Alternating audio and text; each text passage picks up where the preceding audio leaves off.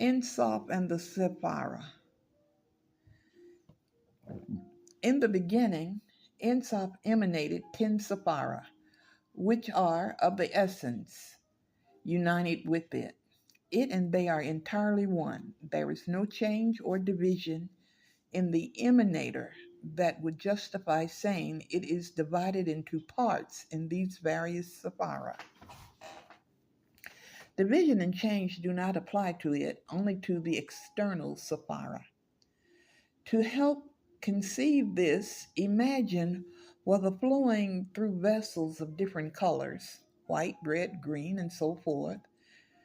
As the water spreads through these vessels, it appears to change into the colors of the vessels.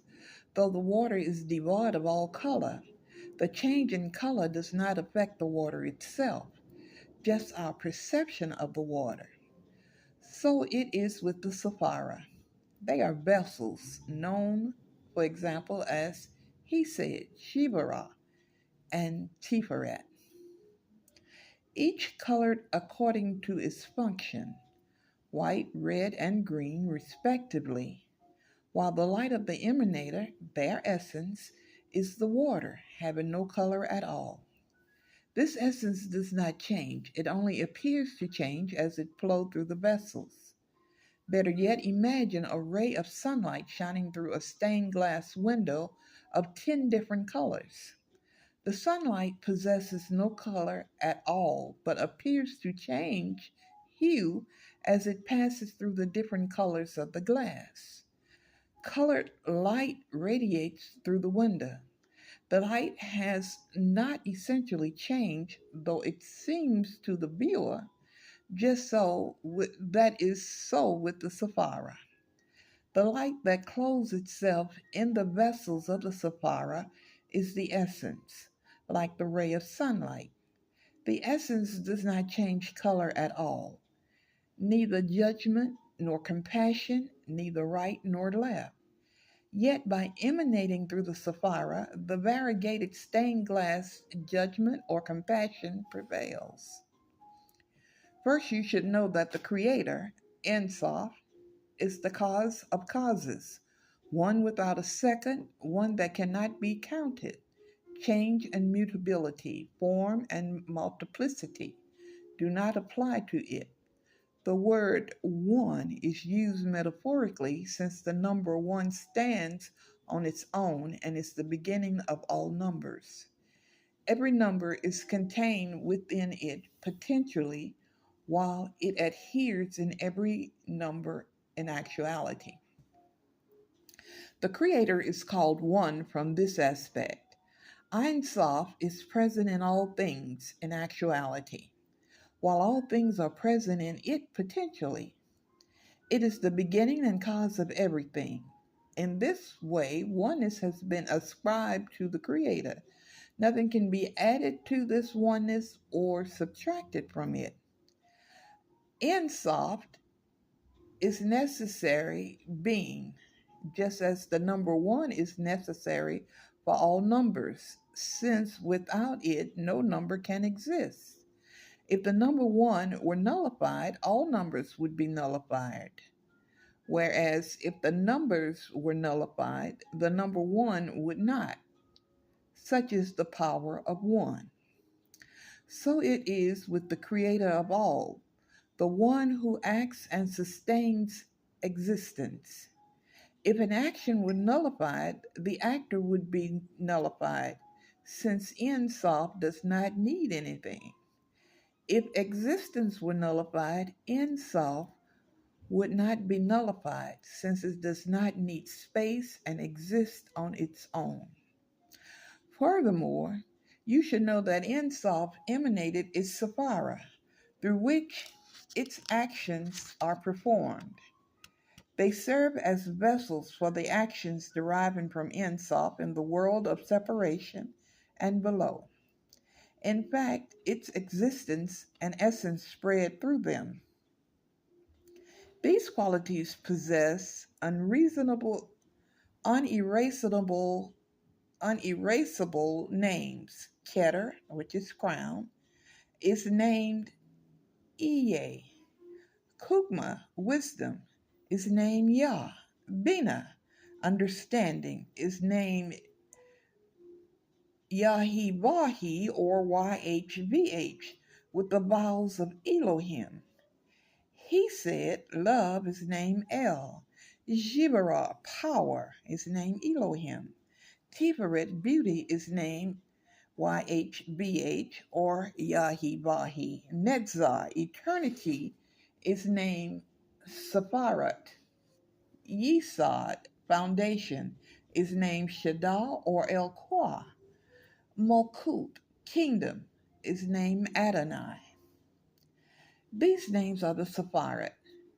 It is not that the names are merely ascribed to the Sephirah, God forbid, rather the names are the Sephirot. The Sephirotic names are names of Ensof according to its actions. Ensof is not identical with Keter, as many have thought. Rather, Ensof is the cause of Keter. Keter is caused by Ensof, cause of causes. Ensof is the primal cause of all that exists. There is no cause higher than it. Keter is the first to derive from it. From Keter, the rest of emanation is drawn forth. This does not contradict the fact that Keter is counted as one of Sephirot. It is reckoned as one of the 10, considered similar to the emanated ones. On account of its loftiness, however, Keter does not reveal itself in the emanated totality of the 10. The decade is kept completely by including Dea, which is knowledge, in place of Keter. It is inappropriate to say that Ensof, blessed be He, glorified be He, praised be He, or similar expressions, since it cannot be blessed, praised, or glorified by another. Rather, it is the one who blesses, praises, glorifies, and animates from the first point of its emanation to the farthest. Before the formation of the universe, it had no need for emanation. It was concealed in its holy, pure simplicity. No letter, vowel, or image can be applied to it. But even Keter, the beginning of emanation, is devoid of name and image in letter or vowel. How much more so with Ensof, whom we cannot depict, of whom we cannot speak, of whom we cannot posit either judgment or compassion, excitement or anger, change or limit, sleep or motion, or any quality whatsoever, either prior or to the emanation of now. At the very beginning, Ein Sof emanated the subtle emanation, namely 10 Sephirot, noetic forms, form its essence uniting with it. It and they together constitute a complete union. These Sephirots are souls which clothe themselves in the 10 Sephirah called by name, which serve as vessels for the 10 essences. Within these 10 named Sephirah are formed judgment and compassion and the aforementioned actions, which we would not ascribe to Ensof. Before these qualities emanated, they were utterly concealed within Ensof, literally united with it. No image can be applied to them, not even a point. Rather, they were united with it afterward. Ensof emanated one point for itself, one emanation. This is Keter, called a yin, nothingness on account of its extreme subtlety, its cleaving to its source, such that being cannot be posited of it. From Keter, a second point emanated in a second revelation. This is Kugma, wisdom, called Yesh. Being, for it is the beginning of revelation and existence. It is called Yish Miyan, being from nothingness, because it is the beginning of being and not being itself. It required a third point to reveal what exists. This is Bina, understanding. From these three Seifirot emerged the six dimensions of providence. The Sephira of He said, love and below. First, He said from Kukma, then Jibara, power, emanated from Bina, then Tiferet, beauty, emanated from Keter. The revelation of all three of these came about through Bina, but the essential roots of He said and Tiferet derived from Kukma and Keter, respectively. Hidden within these three were Netzah, eternity, Hod, splendor, and Yesod, foundation. Netzah was revealed from He said, Hod from Jibarah, and Yesod from Tiferet. Makut, kingdom, emanated along with the six dimensions. The process of emanation can be pictured in three different ways, each of which is true.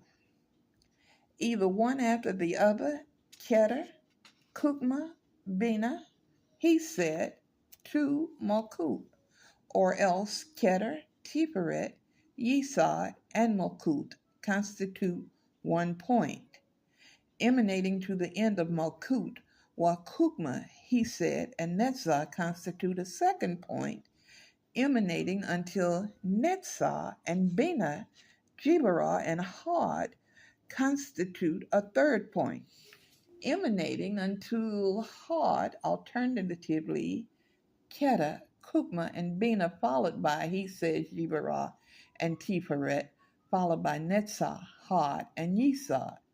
Malkut is the entirety. Among the Kabbalists, the most widely accepted depiction of the Sephira is as follows: Keter, Kukma, and Bina, in the form of a triangle. Beneath them also is the form of a triangle. He said, Jibarah, and Tiferet, followed by another triangle of Netzah, Hod, and Yesod. Centered beneath them is Malkut. The upper Sephira need the lower ones, and the lower Sephira need the upper ones. So the power of the lower Sephira is in the upper ones, and the power of the upper Sephira is in the lower ones. All of them need Ein Sof, while it needs none of them. These Sephira have no specific location. God forbid, though, we depict them in such a way as to make them fathomable. In truth, though, Ein Sof is the location of its Sephira, and Keter is the location of 9 Sephirot, and Kukma is the location of 8, and Bina is the location of 7, and so on. Malkut is the location of the world of creation, which is the location of the world of formation, which is the location of the world of actualization, until the emanation reaches the earth. Various channels have been ascribed as the Sephirot, signifying the path of the ray of illumination from the first Sephira to its recipient, and the pathway from the recipient back to the emanating Sephira, so that it can receive. The joining of these two aspects of light constitutes a channel. The various types of channels are actually innumerable. Among them are the following: one from Keter to Kukma, one from Keter to Bina, one from Keter to Tiferet, totaling 3. One from Kukma to Bina, one from Kukma to He said, one from Kukma to Jibarah, and one from Kukma to Tiferet, totaling 4. One from Bina to He said, one from Bina to Jibarah, and one from Bina to Tiferet, totaling 3. One from He said to Netzah, one from He said to Jibarah, and one from He said to Tiferet, totaling 3. one from Jibarah to Had, and one from Jibarah to Tiferet, totaling two. One from Tiferet to Netzah, one from Tiferet to Had, and one from Tiferet to Yesod, totaling three. One from Netzah to Had, and one from Netzah to Hesed, totaling two. One from Had to Yesod, and one from Yesod to Malkuth. Malkuth receives solely from Yesod, through whom she receives from them all. Without him, she cannot receive from any of them. Without her, none of the Sephirah can emanate to the lower worlds, for she is the essence of those worlds, conducting them. These are the major channels. Their facets are infinite. The Sephirah have the power to perform opposite actions, at the time manifesting judgment, at times compassion. They always agree on each action, for each Sephirah acts only alone with all the others, with their consent through Malkut. Each Sephirah is composed of all 10, yet they manifest particular combinations. Sometimes a combination of three, he said, Din, and Rahaman, love, judgment, and compassion. Sometimes a combination of four, the three already mentioned, and one composed of them all. Sometimes five, he said, Shibarad, Tiferet, Netzah, and Had. Sometimes six, the six dimensions. Sometimes seven, the Sephirot, from Hesed to Malkuth. Sometimes eight, including Bina. Sometimes 10 from Keter on down, or from Kugma on down, with Deat, knowledge, completing the decade. These various combinations are not what they seem to be, for the Sephirah are never less than 10, rather all 10 combine in these various modes, revealing themselves in illumination. The origin of judgment is on high, in the will of the emanator. However, it is concealed, as all of the qualities are concealed and unified within Keter and Ensof, to such an extent that they cannot be considered individual qualities. Similarly, the activity of judgment is concealed in the first three Sephirot, and it is not considered judgment until its manifestation is Jibarah. It is improper for the seeker to probe the essence of the first three Sephirah, since they constitute the divine mind, wisdom, and understanding. It is also improper to probe the essence of the hidden substance that creates all that exists, since it is one with its will, wisdom, and understanding, its essential qualities. It is not proper to probe. However, it is not wrong for us to explore from Hesed and Jibarah on down, for these qualities have emanated to conduct the beings below. Whoever explores them thoroughly is rewarded for his zeal. Concerning this, it is written, let the mother go, referring to Bina, which is understanding. The children you may take to search and explore. The activities of Hesed abound. We will mention here what is apt for the seeker. First, grace, as indicated by its name, benefiting us, being good to us, also nullifying the power of the aliens who accuse and vex us. The effects of this quality are found in all things that partake of whiteness, such as gems whose color is white, whose virtue derives from Hesed. Among its actions is love. Although love is aroused by the left, its essential purpose is on the right. Another of its actions is drawing a person toward wisdom through the power of Kugma, above on the right.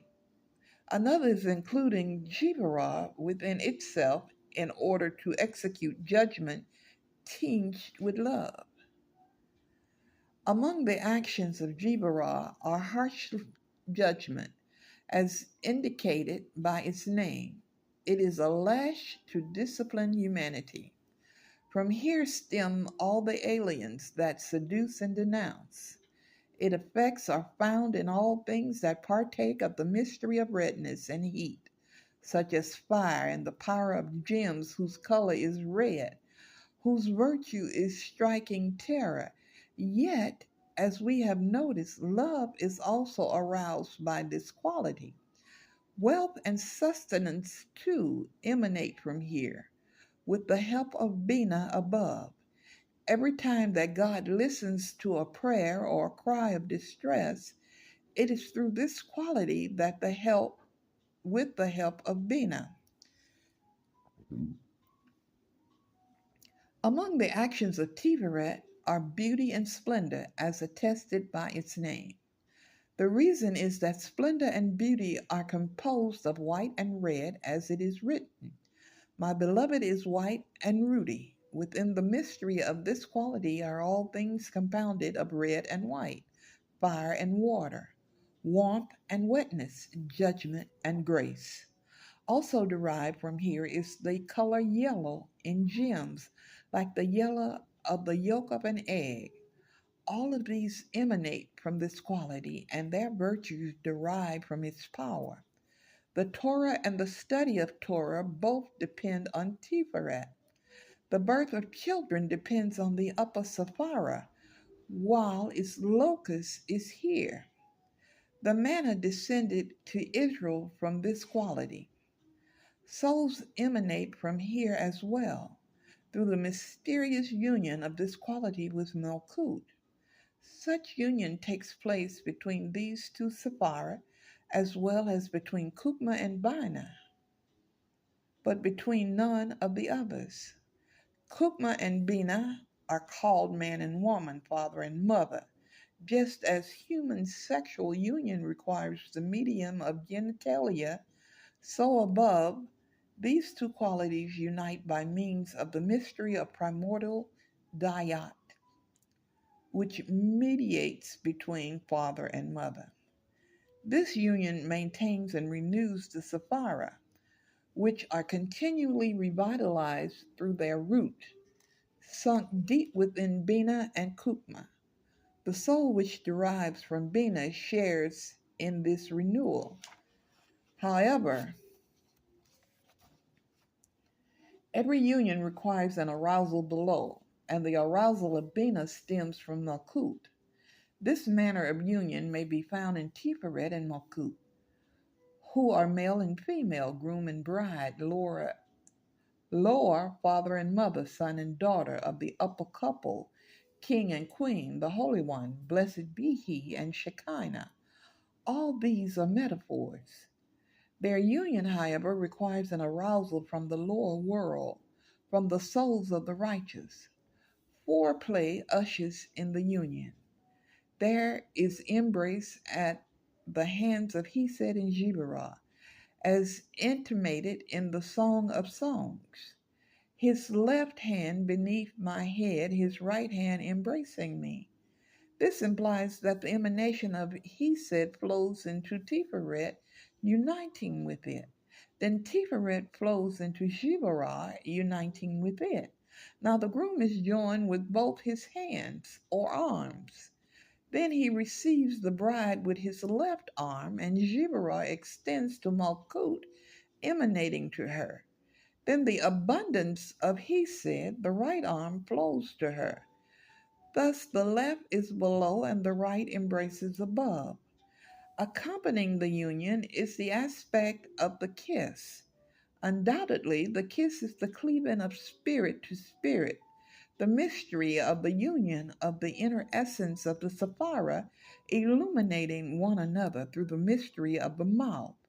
Malkuth being in Tiferet, Tiferet in Malkut. The benefits of this union are immense. From it derives male souls from the male side and female souls from the female side. Accompanying this union is Netzah and Hod, the two testicles of the male, along with Yesod, the mystery of the covenant. Thus, the union is enacted. There is a balance between the two extremes, that is, between he said and din, love and judgment.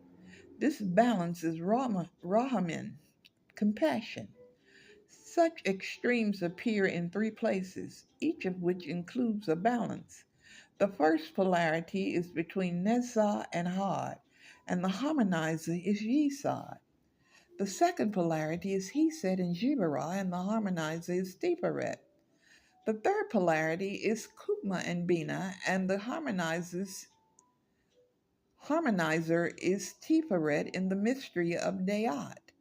Such harmonization entails mediating between the two extremes. Colors are ascribed to the various sifat according to their actions. Thus, white indicates compassion, red indicates judgment, and so on, as is well known. Regarding Keter, some say that it has no color, while others say that the whitest of whites is appropriate for it. Still others construe its color as black.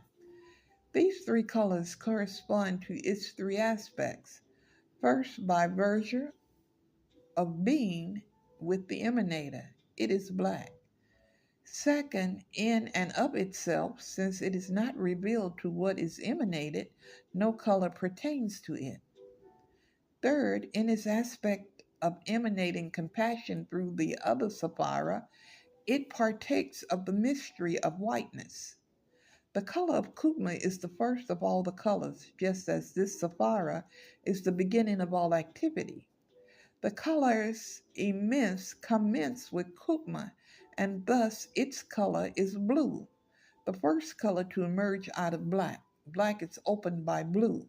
Some construe its color as sapphire, which is close to blue. The color of Bina is green like grass, the reason being that this color includes red and white and their blend, namely Hesed, Jirah, and Tiferet. It also includes the color blue from Kukma. Thus, all these qualities blend together in Bina. You should realize that holy spiritual entities are unlike lowly human actions. For when a human being performs an action, the object acted upon acquires the desired form and by necessity loses its previous form and nature. Having been transformed, its previous state of existence is no longer recalled. This is not the case with the Sapphira and with everything that develops from them, for their previous mode of existence is not absent. Rather, they evolve from one mode of existence to another. For example, when the Sapphira we concealed within Keter, all of them were present there, and even after their emanation, they remain existence there. Keter does lack and does not change. Keter does not lack and does not change. So it is with the emanation of the Sapphira from Kukma and on and on. They transform themselves and multiply without end. The light of the Sapphira emanates and radiates from above to below in a direct path. Keter, Kukma, Bina, he said, Shibara, Tiferet, Nezzah, Had, Yesod, Malkut, having descended to the site of its status, the light is reflected back from below to above. Keter in Malkut, Kukma in Yesod, Bina in Had, Hesed in Netzah, Jibarah in Tiferet, Tiferet in Jibarah, Netzah in Hesed, Had in Bina, Yesod in Kukma, Malkut in Keter. Here lies the mystery of the reflection of light from below to above, the mystery of the universal of light, striking a mirror and returning to its source. Between each two qualities, a conduit runs up and down within the quality itself. Some flows from below to above, some from above to below. The existence of stemming from God, extending to the lowest point, is divided into four divisions. The first is absolute emanation, namely the 10 emanated Sephira through which spreads the light of Ein Sof. The second is the realm of the throne of glory, called Biriat, creation. The light of the 10 Sephira spreads through it, called here the Sephira of creation. Thus the light of Ein Sof clothes itself in them through the medium of emanated light. The third realm comprises 10 bands of angels and the celestial palaces. The light of the 10 Sephira spreads also through them. Through the light of the 10 Sephira of creation, this realm is called Yetzirah, formation. And as the Sephira spread through them, they are called the 10 Sephira of formation. Thus the light of Ein Sof clothes itself through emanated light.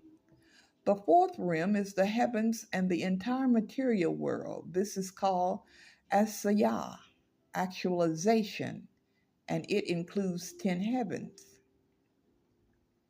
The light of the Sephira spreads through them, and they are called the 10 Sephira of actualization. Here, holiness pervades physical matter.